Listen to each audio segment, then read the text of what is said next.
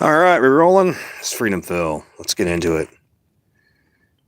Topic: if we're being honest, most people are pretty much all about themselves. So, are most relationships quite literally just people there to have sex and just trying to hold down that? They're trying to, hold down resources, friends, family, all that. I got to thinking about this as a guy was describing if a woman really wants keep a man happy, if they actually care, and his description of it. Now, that's kind of what we're going to talk about. Freedom Phil likes to subscribe. Let's get into it. Hey, if you're letting your kids just randomly watch, the internet, and they come across me and they're like, oh my God, and they repeat the stuff I say, and you're mad about that, that's you for being a shitty parent. That's on you. You should know what your kids are watching. The internet should be for adults. Just saying. Yeah, Freedom Phil likes to subscribe and always turn up the video speed. Let's get into it. I was thinking about this, and it's kind of something I've thought off and on over the years, where it's like, people are like, well, we never hear from you anymore, because it's like, if it doesn't seem like anybody really cares, then why the fuck are we still hanging out? But it's like when people talk about what is a good relationship, basically having fun and a little bit of sex, and there's not much else to it.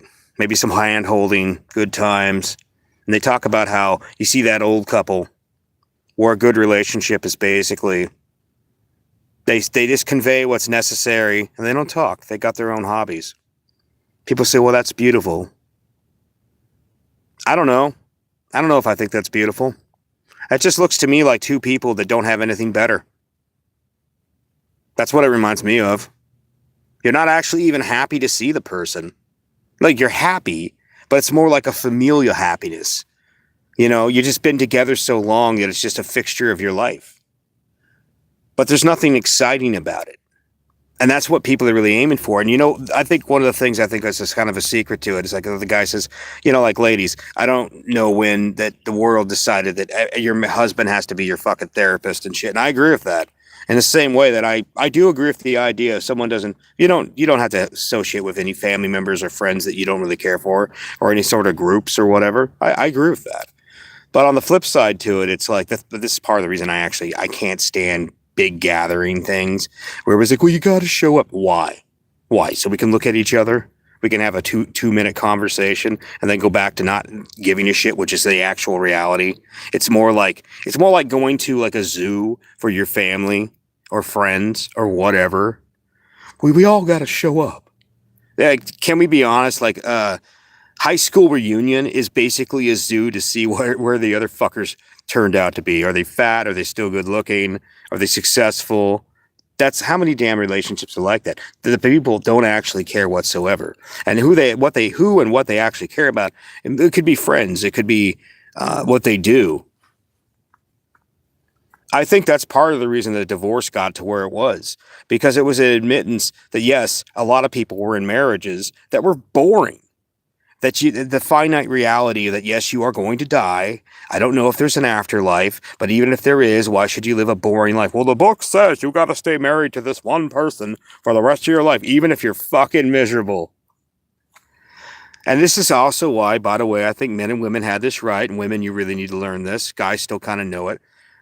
Ladies, you need a bunch of your girlfriends, or you just need friends and hobbies, okay? You need something to do, and he needs something to do, because some people, let's be honest, some people are lovebirds and they can have a decent conversation and whatnot, maybe something intellectual or something.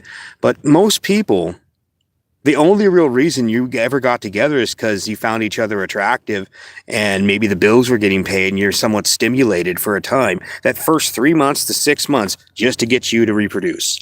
The run in the sunlight sex period. And then maybe the marriage kind of revitalizes it temporarily and some family events, some trips and stuff. But the rest of it is just dragging your fucking life along. I'll go to work 16 tons. What do you get? And then, you're at home, honey, and the kid fucking pukes up on you or something, spits and stuff. And you're like, it's joyful, Life is the part you live at the very beginning. Now, a lot of other people would say it's the opposite. Maybe that, no. Let's rephrase that. Life is what happens afterwards. Being alive is what happens before. You're alive before that. You're just living life after that. But it does kind of leave a daunting perception of existence, right? Like eventually, hopefully, you guys like each other enough to kind of, hold, at least you're an old couple and you hold hands and you kind of look at the sunset and you're like, okay, and but if most relationships are just based on the very core of it, we were screwing. Now we still honestly, to some degree, I see it as she's a consistent supply of your drug, and her pussy is the drug, and the guy consistently works and pays for it.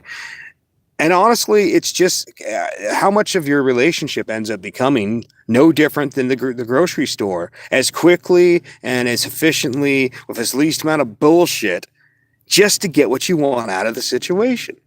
Boy, that sounds like love, but isn't that most people? Friends, family, whatever. Just the next dopamine rush. Whichever way to get that brain to drop it. To feel good. And then there's the fuckers you live with or you're related to. Old friends. And I look back and I think to myself, that's that type of, when they talk about blood is thicker than water, or our community, our culture, that's all bullshit. That is. Like, I'm not saying that family, by the way, I'm not saying that family doesn't matter. I'm saying, in my personal life, I could say I've seen a lot of so-called good people willing to drop me and other people just based on whether it was convenient at the time. So you start to think about it for a second and you're like, sounds very transactional. And then of course the same people will want to have like that type of relationship. Oh, come to the gathering, the blah. Why? Why do I need to spend all this money and shit? And one of my tests that I've done over the years with people is when I've been in the general area, the vicinity, I'll put forth effort to a certain degree.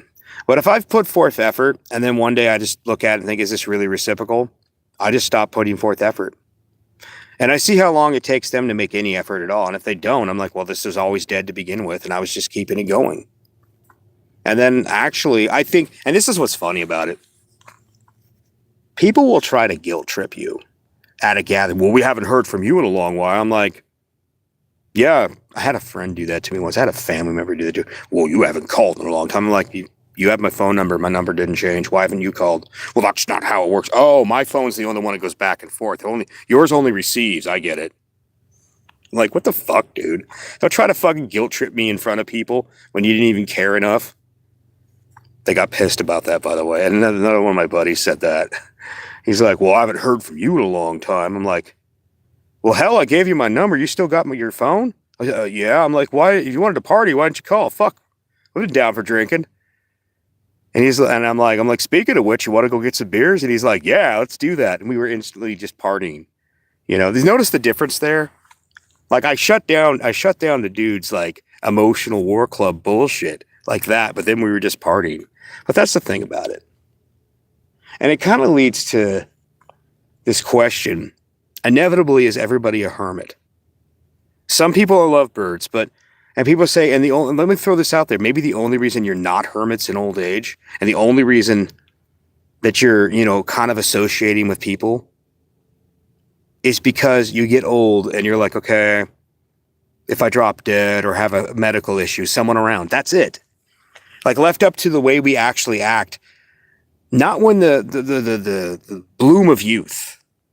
The bloom of youth will delude you into believing idealistically, that would be the word for it. But as you get into your like late 20s, 30s, 40s, probably 50s, you're just your own person.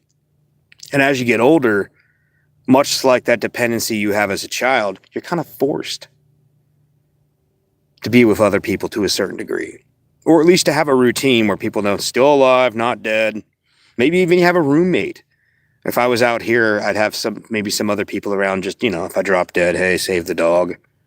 I even had the thought the other day. I mean, when I get to a certain age, maybe my pets will be whatever wild animals come to the fucking camp.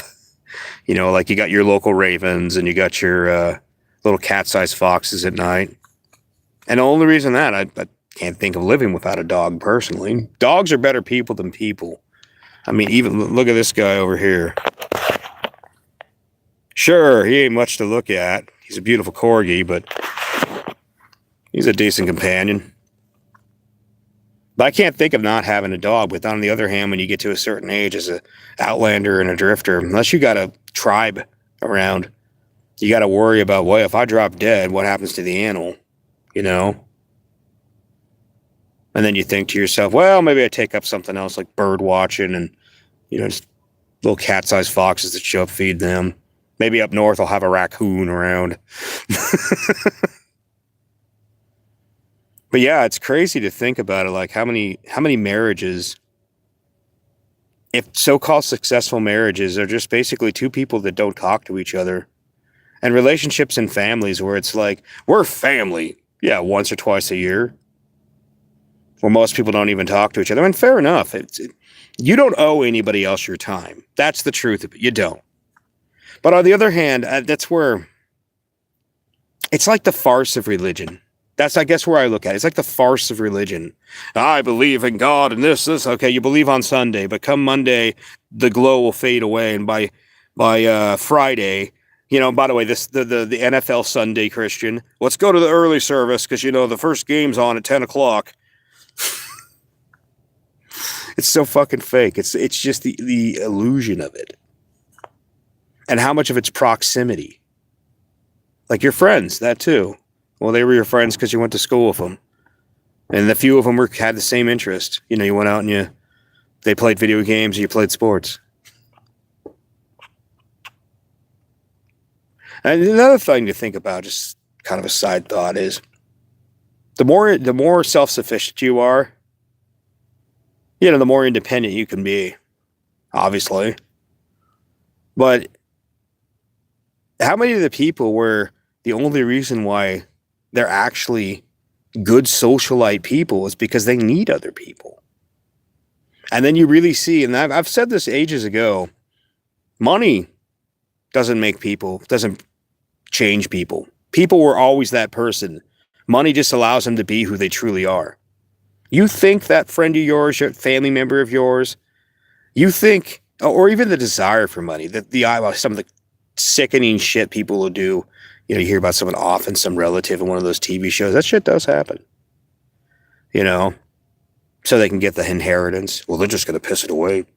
Medical bills, that type of thinking. Money brings out the evil that was already there. That's just my opinion on that. And how many people, the only reason that they're a good church-going person is because they need other people. And once you stop needing other people, you watch how quickly a lot of people, you see who they really are.